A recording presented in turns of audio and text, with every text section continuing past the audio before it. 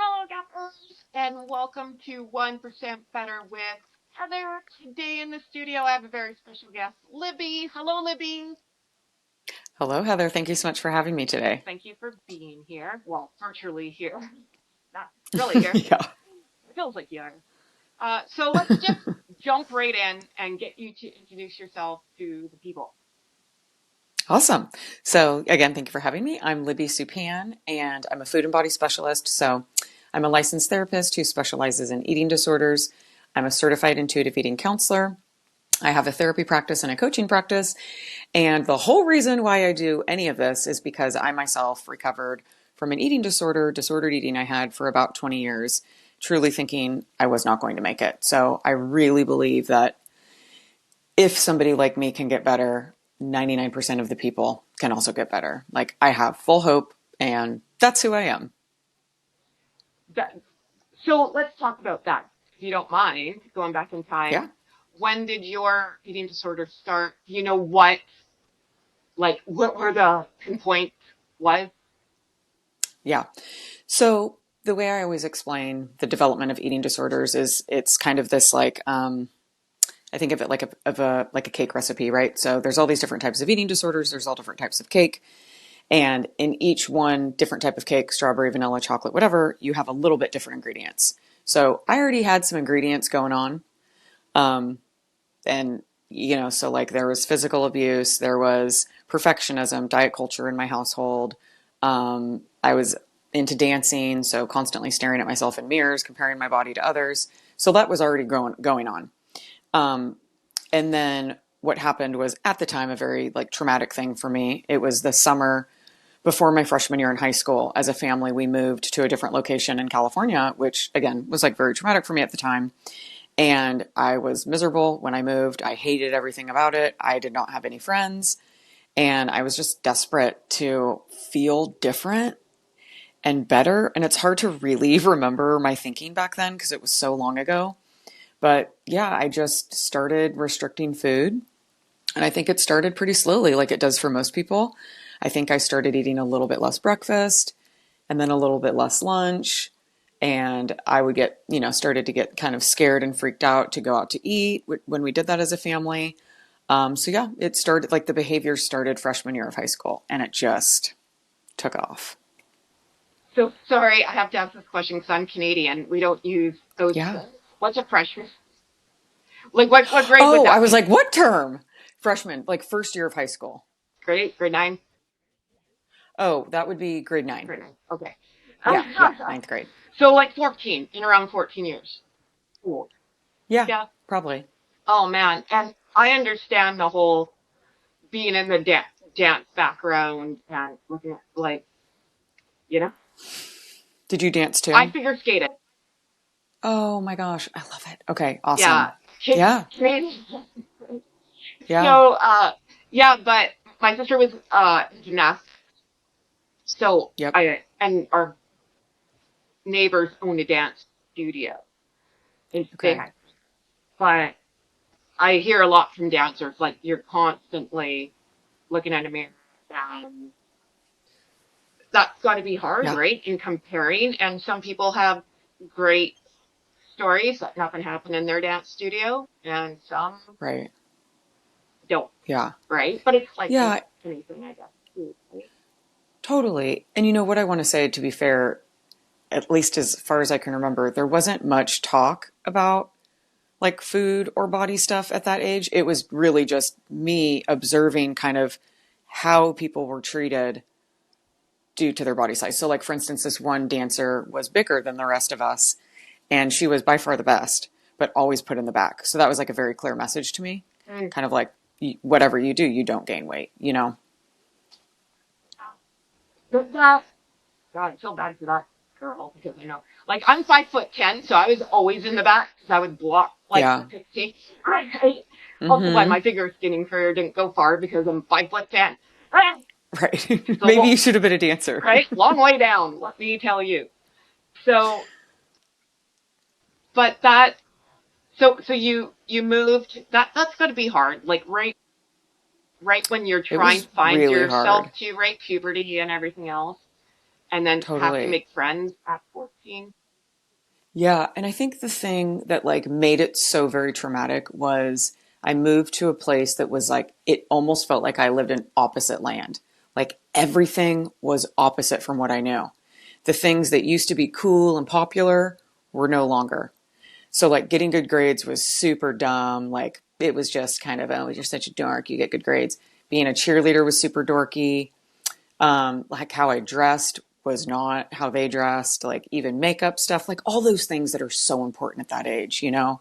And you just want to belong, So you really went to a new planet, is really what happened to you. is what it felt like, Living in for the sure. upside down, right? Oh my God, that's Yeah. gotta suck. And it's not Yeah, like you it's moved to a totally different sucked. country, right? Like that I would Right. understand. Like you're moving, Yeah. I don't know, from East Coast, West Coast, whatever you did, right? Yeah. That, oh, that's frustrating. Yeah. Yeah. You know, it was really hard for that time at that age. And I also, like, you know, grew up in a household where we didn't talk about things ever. We didn't do feelings. It was either like screaming, crying, or silence. And so I didn't talk about anything. And I didn't have any friends, so I really just like had my diary and that was about it. And yeah, it was pretty isolating. Isolating, lonely. So I can Yeah, understand how you get this disease, right? for Like it's sure. so Yeah. there's your recipe. Exactly. Right? Yeah. And the interesting thing, because you know, eating disorders, it's all about food and it has nothing to do with food. Once, so sophomore year, so grade 10, once I started making some friends, it just kind of like normalized and kind of dissipated a little bit. I mean, it was all kind of diet culture was like always there for sure. I was always trying to lose weight, but not as much as I was my first year in high school. But it blew through the roof when I moved away and went to college. That's when it just got out of control and it turned into binge eating. And that's when it felt really scary. And that's when I knew I had a problem. So if you don't mind me asking, was it binging purging or just like binging? So I purged, but not in the traditional sense. I couldn't do it. Like my body wouldn't let me. So I purged in the sense of like over exercising, diet pills, laxatives, like anything you could imagine. The over exercise was the biggest one. It was like that's how I planned my whole life and my days and the classes I registered for. And, you know, I was always at cheerleading practice and dance practice. And I was going rollerblading and I was going to the gym and I was going running at 4 in the morning. And I mean, it was just nuts. That that is a hamster wheel of hell, right? Hmm. Like holy Yeah. cow. Yeah. And I've had so many physical ailments because of it. I've had like surgeries on my feet. And yeah, it was just like thinking back to those days. I mean, those years, it was so long. It's just insanity. Like, I just imagine like visualizing myself kind of going about the world and just, she was crazy. Like, she was out of control. You know, she was living in just chaos and so scared. Yeah, living in a hurricane, right? You don't see the Yeah, hurricane till it spits you out. But when you're living right. in the hurricane, everything's normal, right? Yeah, yeah, So you go to college, I guess away from your family, right?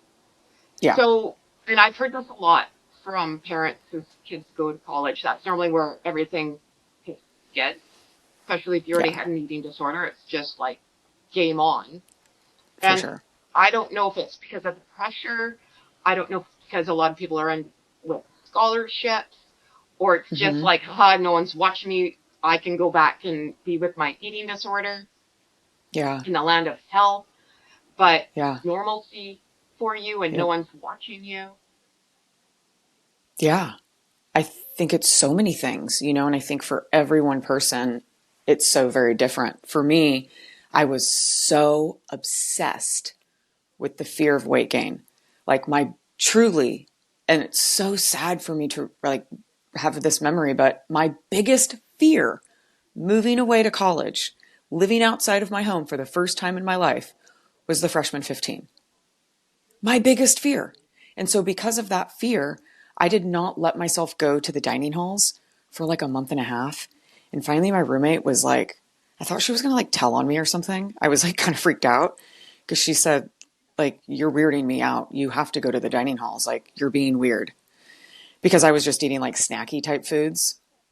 And so, yeah, my biggest fear in the dining hall was I wouldn't stop eating. And I didn't. That's when, seriously, like, that's when the binging just exploded. And every day was a nightmare. It was like opening the caged tiger.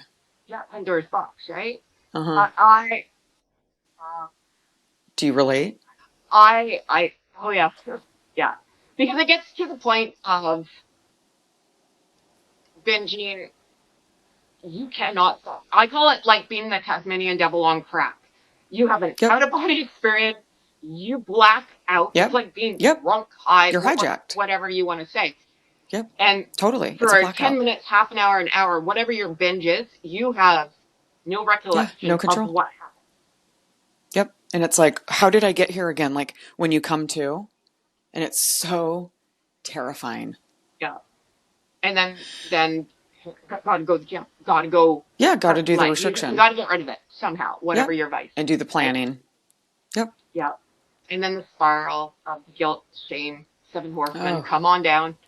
Right? all of it. Yeah. And I don't know about you, but for me, whenever I was in that place, which was a lot, like multiple times every week, you did not want to be around me. I was miserable. I was not nice. I like hated everything and everyone. And so I isolated a lot because I didn't want to be around people. They didn't want to be around me. So just so much of my life was like putting a mask on, faking it, acting like everything's fine. And yeah, Yeah, no, like, I'm not a nice person on a good day, but like, put in the eating disorder and yeah. I actually could do what you couldn't. So I was Oh, right. very, very, I got very sick. I was 84 pounds when I got sick. Oh, wow. That's my Yeah. two pounds, right? I'm so glad you're okay. And I'm so glad you're better. Yeah, well, It's so okay, it's kind scary. of like heavy. Well, Yeah, I've I'm met so glad you. you're here today. Yeah, no, I'm above ground and I'm very, very, very grateful. Yeah. Wow. But, and I've got, every, everyone has stuff, right? And For everyone has a sure. story to tell, right? But Yeah. it, gosh, it's hard. So how did you get to the door of recovery? It was long, let me tell you. So once I realized this is a problem, which was freshman year in college, do you say it like that? Yeah, I understand. Okay. Okay. Just making sure. Um, yeah, that's when I really realized, like, okay, you have a problem. Because I didn't think in high school like restriction was a problem. So I started kind of like I really talked to like one friend about it, and she did the same thing I did. And I sought out like therapy and therapist, and I don't know, I'd never done that before, so I didn't really know how to navigate it. I saw a therapist or a counselor at the college I went to, Long Beach State, and I heard about this thing called Overeaters Anonymous. And I just remember my friend and I just hysterically laughing, like, "Oh my God, how embarrassing! Like, how could you even step foot in an Overeaters Anonymous meeting? Like, you admit that you like can't stop overeating." Well, I was there for 15 years, and so what ended up happening is, in all these years, I was just so desperate to get better. I wanted to be normal. I seriously probably saw 25 different therapists, and I'm not going to get into the stories because they're just horrid, horrid stories of like therapists. So you have to be so careful with who you choose to work with and really like do a good job of, kind of doing your research. But anyway, so yeah, so because I was so desperate, I really like did what I could. And so that was a 12-step program that was free and I had access to it. And I was like, I mean, that was my world. 3 meetings a week. I called my sponsor every day. And what I didn't know was that it was actually keeping me sick and sicker. So I finally got approved and to go into real eating disorder treatment because for many years I was not because I was not underweight. It's not like that anymore, thank goodness. Not all the time, I should say. So I finally get accepted into eating disorder recovery treatment, and it was like day 2. I realized I was in one of the groups, I don't remember, I think it was like an intuitive eating group, and there was something that I heard, I couldn't tell you what it was, but it clicked.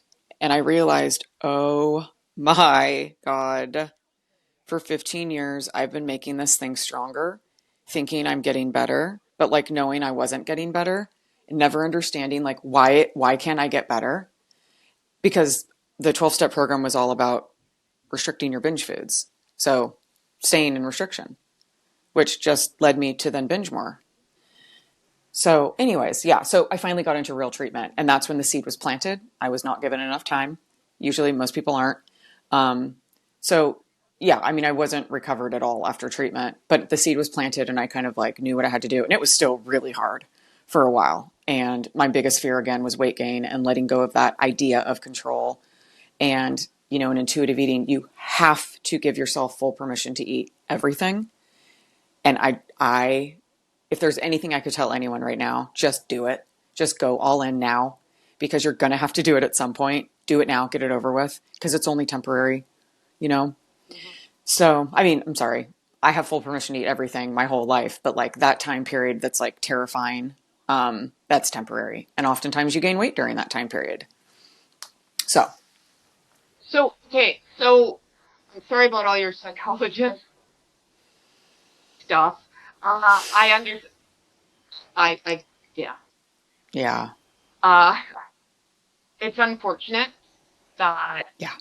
and I don't know how old you are and what time frame, but thank God some things have changed, and some people are a little bit more sympathetic to eating disorders, knowing now it's a mental health Right.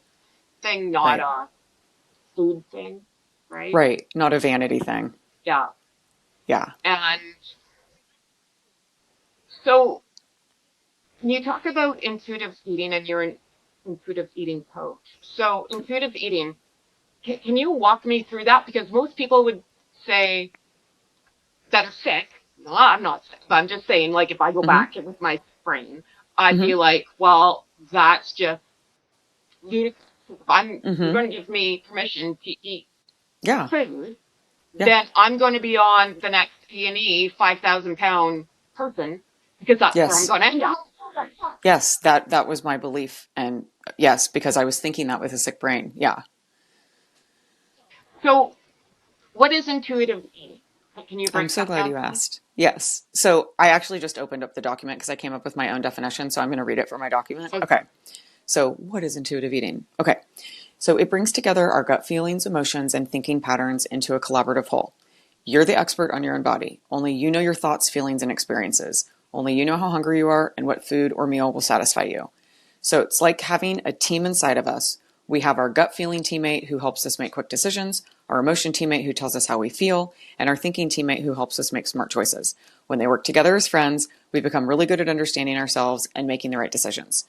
Intuitive eating is a mindful and holistic approach to eating that encourages individuals to listen to their body's hunger and fullness cues rather than following strict diets or external rules.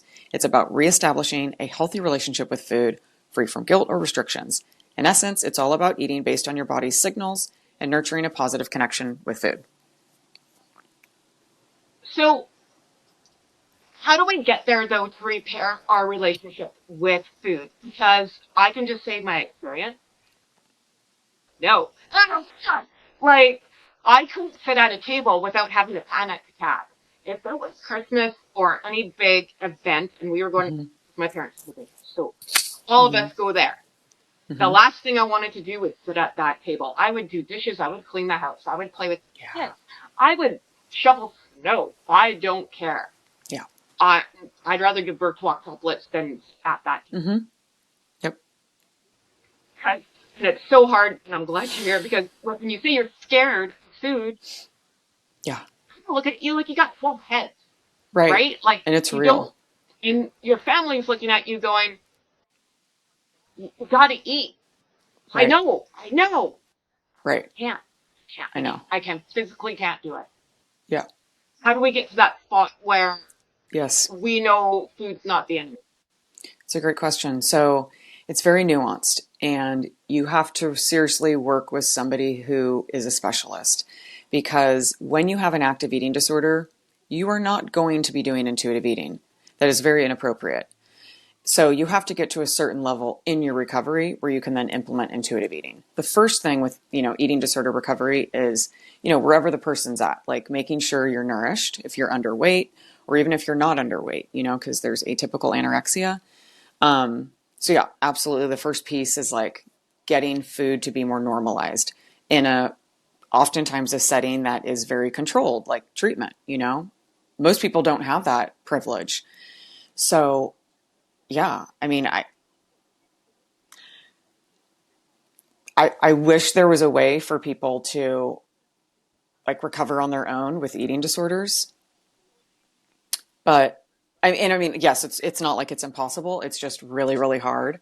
But yeah, I mean, you have to get to a certain place in your recovery in order to implement intuitive eating. And when you first implement intuitive eating, where I start is, okay, we're starting with the food. So I want you to be eating all throughout the day. I want you to eat consistently, adequately, and appropriately. And most people are like, what does that even mean? So I'll say, all foods are open. Like you don't have to eat anything, you don't have to not eat anything, and you're going to have like 3 meals and 3 snacks a day, loosely. There's no rules, but like that's where I'll usually guide somebody to start.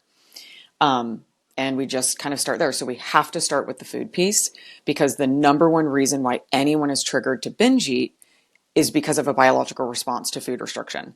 And so that's kind of like, I don't want to say easy, the simplest way to like get it kind of going. And also you have to be nourished in order for your brain to properly work. Like you can't heal through a sick brain. Yeah, that's the thing. Right? Yeah. I will say that. There is no talking to someone who's fully sick in Yeah. their head. Like, you're going to have a better conversation with a wall.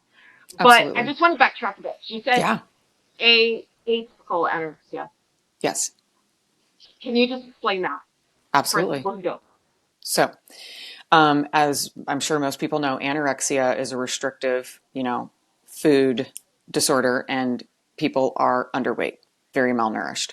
Atypical anorexia is somebody who lives in a bigger sized body and they are malnourished because they are doing the exact same thing as regular anorexics. So it's because as human beings, we all have different genetics and bodies. So I might start in a bigger body and maybe in a year I've been anorexic and I'm malnourished, but I'm still in a bigger body, even though I've lost weight. I can also be in a bigger body, be completely malnourished and restricting, just like a regular anorexic, and stay in this bigger body and not lose any weight. Like what we hear from diet culture, which is like A plus B equals C, like, you know, food intake and calories out, calories in, whatever equals weight loss. That's not always true. Like every body is so different. And I, yeah, I'm thinking about the women I've worked with that have atypical anorexia. And I mean, they're just so gaslit by doctors. And because what happens is they go to the doctor. Sorry, go ahead. Oh no, I was going to say, how frustrating is that? Like, you got Oh, everything that yeah. I got. You can tell I was sick, man. And blind men in Phoenix knew I was Right. sick, right? Yeah. And you don't have the physical appearance of something. Yeah. So now you got to go tell a doctor that you have anorexia. They're going to look at you like you got 12 heads, Well, right? usually like the person, like the client or the patient wouldn't even know what that is. Oftentimes people like don't know what it is. They just know like I'm not eating and it's a secret and I don't want to tell anyone. They go to the doctor for something going on with their knee and the doctor says, "Okay, well you need to go on a diet and lose weight." And they're like, "But wait, you didn't even look at my knee." And so oftentimes then like maybe the next visit, and I'm saying this because these are stories I've heard with all the people I've worked with, my friends, family, whoever. So like maybe a month later, they go back in to check on the knee that was never even looked at initially. And the doc says, "Well, you didn't lose any weight. I don't understand. What are you doing?" And then the client patient says, I really like don't eat much, doc. Like I seriously eat an apple for breakfast and I exercise all day long. And then they just continue to prescribe the disordered behaviors because Western medicine is not up to par with eating disorders or mental health issues. Right. Oh, God, so frustrating. It's scary. So yeah, because what else you want the person like? I want to put my head. I'll just be I honest. know. Like, I'm telling you what I'm doing, I know. not being heard, and especially like when you're in your ad, and I don't know about you, I always felt like I was the Charlie Brown teacher. Wah, wah, wah. Like, does no one hear what I'm saying? Wah, Yep. wah, wah, wah. Being dismissed. Yep. And when I was Mm-hmm. in the hospital, nurses used to be like, yeah, okay, crazy lady, right? Mm-hmm. But I'm like, I'm telling you Yeah. what is happening with me. Yes. And you're not listening to me. Yes, granted, I admit it. I got an eating disorder. I'm staying in this hospital for a while. Right. But I'm also, and I don't want to like sound like a jerk, I was in my 40s, right? I'm Yeah. turning 46 on Sunday. Yeah. I was there 2 years ago. So Wow. I wasn't 14 trying to tell Right. nurses, like, I got, man, like, I don't want to be in this hospital. Oh man, I just got Listen, chills. the English, right? Like, No, really. Like I so feel this. Yeah, I'm like tearing up. oh, I'm I'm so sorry you sorry. had to experience that. No, I mean, it's so many people's experience. We're so, especially being female, just being gaslit by the dang doctors. And it's not fair, like, at all. Especially when there's people who do want to get better. Yeah.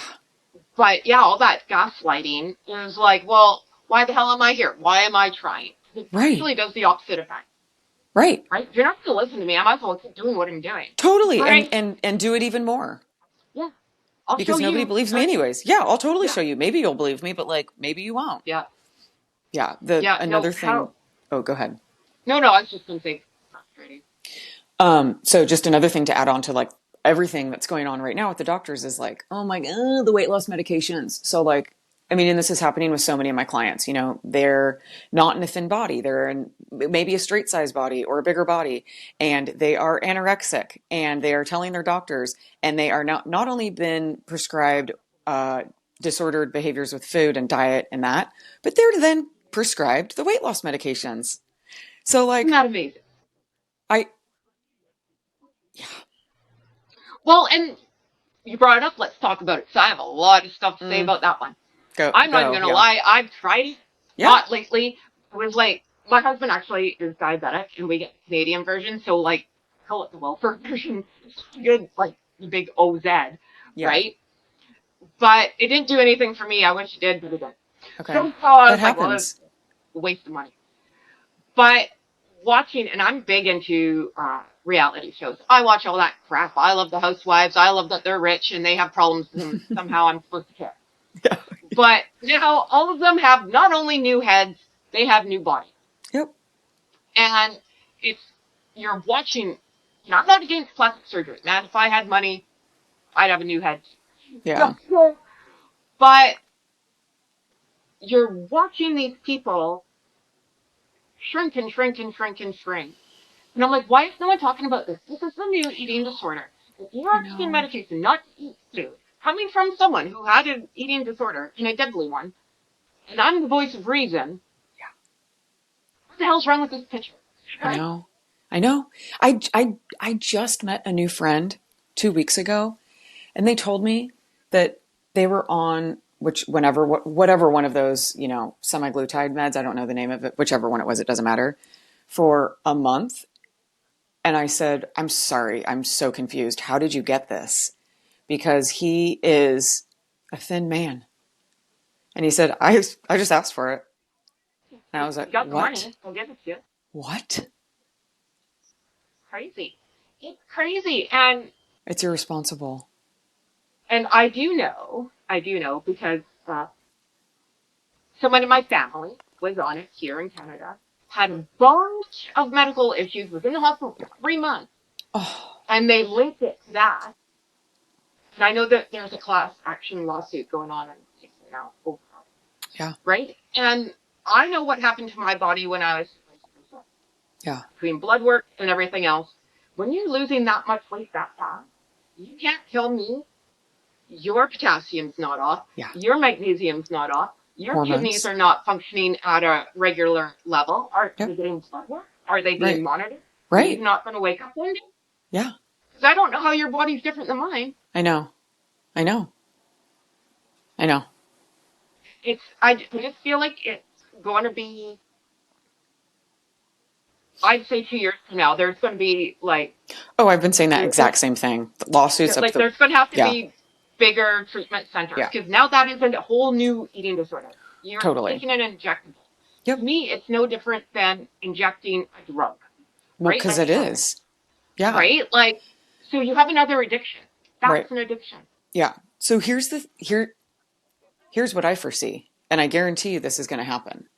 So it's super big right now, right? Like so many people are taking it. And so my question whether it's my client who's going to take it, they are taking it or whatever, or a friend or anyone who's talking about it. Okay. Is this something you plan to take for the rest of your life? Okay. What if they are out of stock? What are you going to do? Okay. Oh, you don't plan to take it for the rest of your life. Okay. So what do you think is going to be different once you get off of it? Because here's what's going to happen. You are going to be the exact same person in brain when you first started the medication, but worse, because you were in a starvation period unintentionally because it was superficially like brought on. Yeah, I've seen so many people, like recovered people, fully recovered from their eating disorder, go on the medication for weight loss, be done with it, and then back in the eating disorder and have to kind of Yep. like do the whole thing over again. These are people who are anorexic and they just don't know it, Yeah. right? The minute, Yes. the minute you stop taking this medication, what do you think is going to happen? Now, I'm not against people wanting to lose weight. I've come from a Totally, place of that I course. lost over 100 pounds totally safely. My eating disorder came from a workplace accident, whatever, long, long. But the minute that you put a drop of water into you, Yeah. your body's going to hold on to that drop of water, and you're Yep. going to gain 5 pounds. Yep. And then the minute you eat a yogurt, Yep. it's just going to go up and up and up. So now Yes. you're going to go the other way because you haven't learned how to deal I with know. the psychology around Yes. losing weight. Right. And now you, and I know what this is like. Like you have imposter syndrome. So you go from, let's just say you're a size 18. Yeah. Now you're a size 6. Yeah. In a very little time, your body goes faster than your brain. You Yep. know, you don't even know where you belong. So you're still going to plus size clothing stores. Uh-huh. I did it. Yep. And you can't catch up, Yeah. but then you never want to go back. So then you want to keep this body at all costs, and it's going to cost your life. I know. I know. And it's to and it's all for like staying in that size. Because the concept of going back and being bigger, like how you were or how you think about it, is so much more terrifying than dying. Yeah. No, And it's that's a problem. That's yep. what I was. I would rather, I prayed to get cancer because I thought if you have cancer, you're not going to eat. Like, Yeah. I was in high school, you know. But Yeah. yeah, No, I understand that, right? Like some people might say, "Oh, I can't believe you said." That. No, this is how yeah, this is how we desperate we think. are. Yeah, Yeah. it's No, and desperate. it is. It's rather jump than go back to I was so miserable then. I'm not going back to being miserable, but hey, guess what? Being in anorexia land is not Disneyland, No, right? It's right, a whole new version of hell, right. right? Like that's Yeah, hell 2.0, I yep. call it, right? Like, oh, Mm-hmm. yep, you haven't seen hell yet, Right. right? Seriously. Yeah. So it's just I don't know, like it just seems like gonna when it blows, it's gonna be It's going to be so bad. But I also can't wait till we get there so we can just put an end to it. You know? right. It reminds me of almost exactly what happened with Purdue Pharma and Oxycontin. Like, I feel like we are in that now with different company, different medication, but like the same scenario. So we had my birthday party on Saturday a week early. Happy Anyways, I birthday. have a friend here who thank you, who she's 69, and we were talking about all this, right? And she's like, you know what this is? It reminds me of fen. Yeah. And she took fen. She's Yep. like, that So was did I. amazing. I wish I had ordered that stuff. And I was like, what? I'm like, what the hell's fen? And then I remember a little bit like from like lawsuits and stuff. Like Mm-hmm. I think people drop dead off fen. Yep. The feed at the end of it, Yep. right? Yeah. Yes. My mom had a stroke because of fen. Oh, shit. Yeah, Yeah, well, there you go. So when the problem is, I think too with this, the big OZ is if you're heavy on this medication, they're just going to say all your problems are because you're heavy. I know. It has nothing to do. With anything else, it's your fault. It's your fault. Yeah. It's your body. It's your fault. You Oh caused it. man. Well, okay, so let's move on from Okay. that. Let's Yeah. say we're in recovery, we're doing great, we're gaining weight. 'Cause that's the point. It's great news to anybody, but you got to gain weight in recovery. And we have to go clothes shopping. This was a Mm-hmm. hard, like, this was hard for me. Mm-hmm. Hard, like, cried, Yeah. like, wouldn't even walk into a store. Yeah. How do we get around Yeah. this Yeah. to clothe our. Yeah. So there's so many different things that I'll suggest. I think, if you're, it all depends on who you are, what's going on in your life. But like, if you're an adolescent, a teen, and you don't have to worry about, I don't know, maybe it's summertime. Seriously, just please be comfortable. Wear sweats all summer if you need to. I think also going with someone that is trusted and knows what's going on and is going to support you through that is very helpful. So this is like what I've said to one of my teens, because we've, had this conversation many times throughout the few years that we've worked together when she goes clothes shopping. So she goes with a trusted person. She has the friend pick 3 sizes for each thing she wants to try on. Like, let's just say small, medium, large. She doesn't look at the sizes. The friend like hands her the things in the dressing room. She made a commitment to not look at the sizes, and she just buys what is the right size and then gets home and mom takes the tags out. Oh, smart. Yeah. And at some point, because that's not necessarily like the way somebody wants to live, like having to avoid all triggers, but temporarily, yeah, I'd say do that if that's going to help. And at some point, let's introduce like, maybe let's look at the size, maybe you get to look at the size today and we get to walk through that. Another thing is I have a really good, like resources Google Doc, and on there's health at every size clothing options. So for people living in a bigger body, different clothing option sizes. But yeah, it's tricky. It's tricky. It's like, I will say the number's never as bad as you think it's going to be, um, in my experience. Mm-hmm. But it's hard. It's hard to go from wearing a certain size to wearing a size that you tried your best to run from. Yeah, I know. Sometimes you have to go up higher than that. Yeah, And it's really hard. So how do we stay on the positivity train? Because I was like, this is bullshit. yeah, yeah. Okay. This is, yeah. I'm going to jump off the train. This sucks. Yeah. So here's what I would say. Like, we focus on everything other than weight loss and body size markers. So we don't get on the scale. We avoid mirrors. We're not going to body check. And you know how we're so conditioned to like, think that we're doing well when we are like losing weight, right? We're so conditioned to the number on the scale, the measurement, the whatever.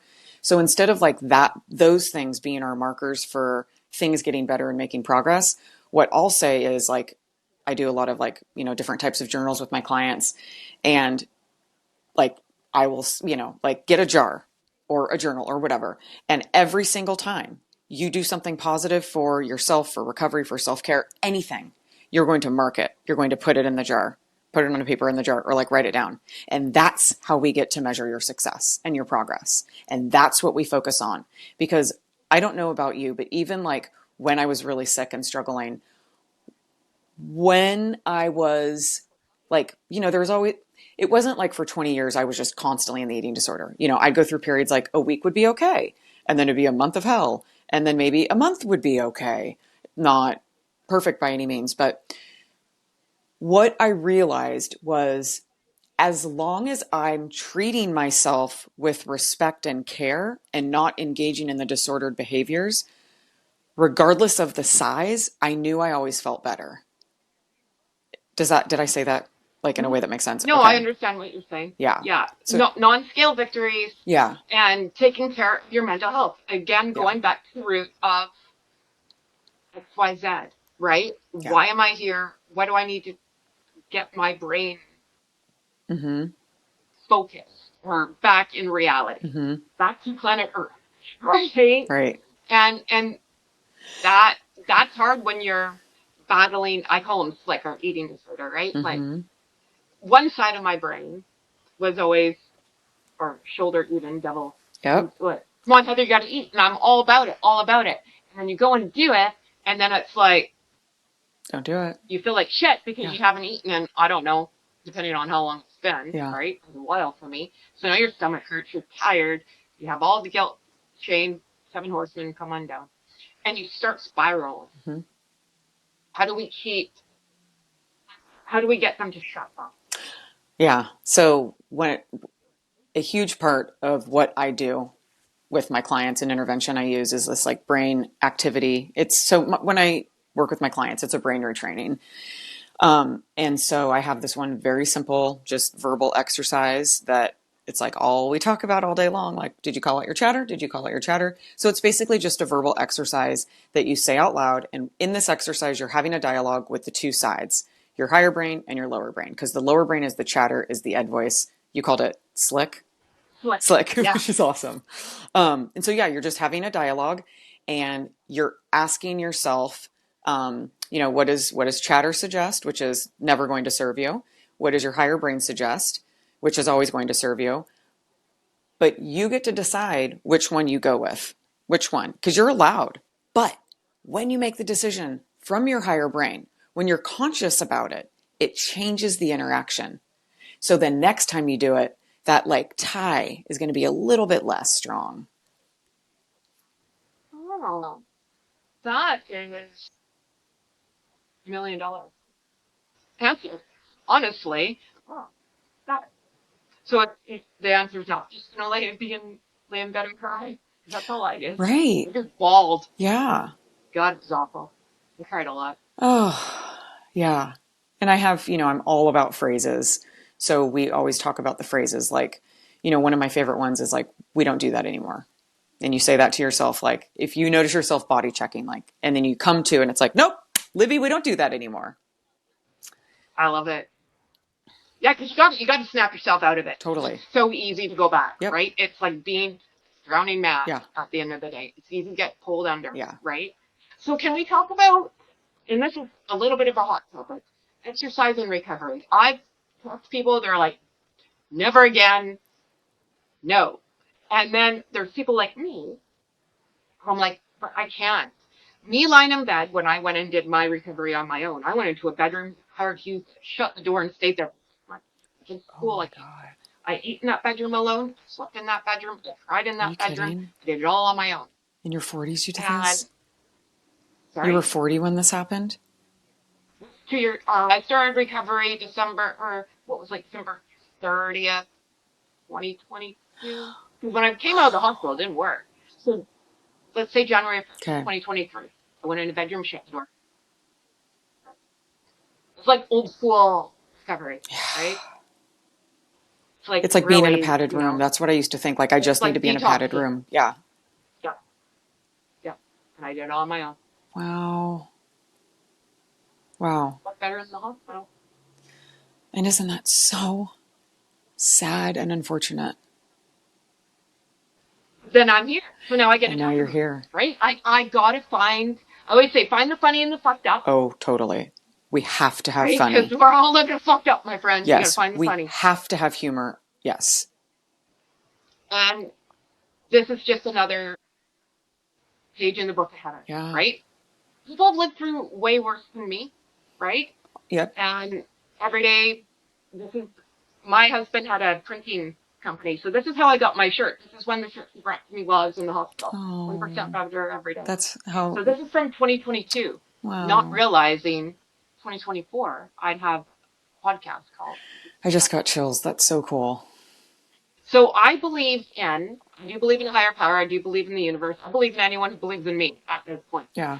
So, but I gotta have one of those, there's got to be better. Like, there's got to be something more, and Mm-hmm. there's a reason for everything. Mm-hmm. There's a reason why I'm here crying. Yeah. There's a reason why I'm being pissed. There's a Mm-hmm. reason I why. agree. One day, hopefully, I'll understand what that is. Well, you know what? Look what you're doing now. That's my reason. No, seriously, Heather. Like, you're doing such a service to humankind. Yeah. No, really. Like, you're talking about it. We're talking about the hard things, you know? Well, I appreciate it. Thank you very I much. think it's a big deal what you're doing. Thank you. Thank you. And, and secrets tell. And no one's ever alone. We're only as sick as our No one's secrets. ever Yeah. alone. So I just laugh. Yeah. Right? So, sorry. So exercise and recovery. Yeah. Is it? Well, Where do you stand on? Oh, yeah, 'cause that's what I was saying. I need to go for a walk. I need to yes. do Pilates. I need to do wall Pilates. Yeah. I don't need to run on treadmill like a gerbil. I don't want to do that particularly. Yeah. But I like So, moving, dancing. yeah, I think my answer is nuanced because there's so many intricacies in all of it, of course, like everything. But the way I work with people now is a very distant way. So I'm virtual only. I don't see you in person. I don't necessarily need you to have a medical doctor on your team right now unless I see certain things. So I'm not going to be the person that's going to tell you you can or can't exercise. I will talk about it with you, pick up on behaviors and whatnot. And if you're somebody that wants to want to exercise, we talk about that too. If you are scared that you're like over exercising, we talk about that. But when I worked in clinics and treatment teams and treatment centers, you have a whole team and a staff.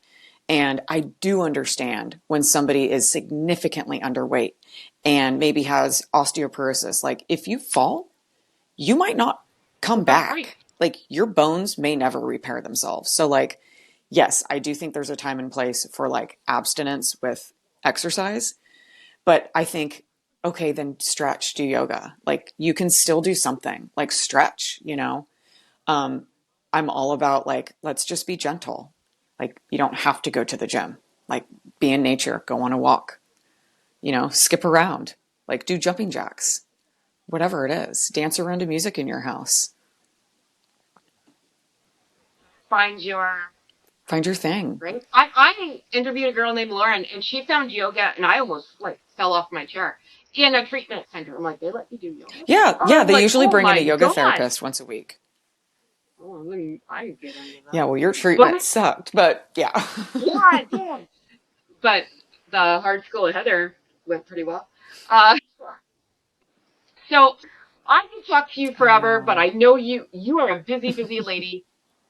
I hope you can come back because I have so many more questions I didn't even get to. Yeah. Where do we find you? Tell us all. Okay, cool. So the most exciting thing is I have a free training, and I'll give it to you in the show notes. But on my social media handles, so like TikTok, Instagram, Facebook, Food Freedom with Libby, Food Freedom with Libby, and yeah, Instagram, TikTok is mostly where I'm at. And then, yeah, you'll have my like email, website, all those links and whatever you can put in the show notes. But yeah, just Food Freedom with Libby, and I'm pretty active in social media land. Yeah, you are, because that's where I found you on my Talkie, because I followed you. Wait, so we found each other on TikTok, not the group on Facebook? No, TikTok. I followed you. I'm one of your followers. Oh my gosh, when I was going through recovery. Thank you for telling me that. So then I got the urge one day to ask if you'd come on. Because I have two accounts. I have Heather Recovers, and then I have the 1% Better. My Heather Recovers has journaled since day one. Okay. When I started my recovery. Wow. But I always ask people through the podcast. I'm so glad to hear that. And I would love to come back on. Seriously. Oh, I could talk to you for... Okay, well, let's do it. Let's do it. We have no summer plans. You're going to hang out with a Canadian. Oh, I'm just working, so... Oh, no, there's just that, right? Yeah. Nothing better. Well, I can't thank you enough, my friend. Thank you so much. Thank you, Heather. This was really awesome. I appreciate it. Yeah. Thank you.